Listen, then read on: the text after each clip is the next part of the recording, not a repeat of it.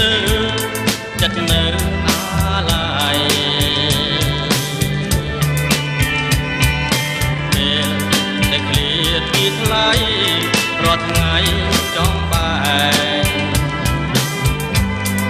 ខ្លាយវាសនានៅតែឯងចង់បែកអារ៉ាបងបលចិនដាស្នេហាបងឃ្លា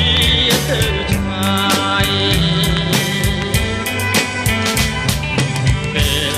បងឃ្លាតទៅហើយកូនណាបងស្ដាយពេល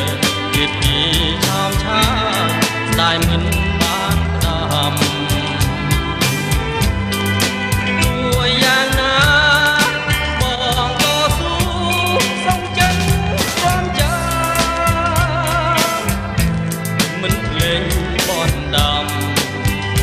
3ឆ្នាំដែលបានសន្យាពេលរាត្រីស្ងាត់សូន្យអោស្ងួនស្នេហាបងមើលដួងច័ន្ទខ្លាតែរាំងត្រឡងបងស្រមៃ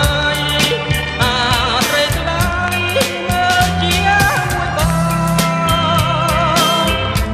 ទូអីលួនឡងនឹងបងលបមើលកំសាន្តមិនភ្លេចទេ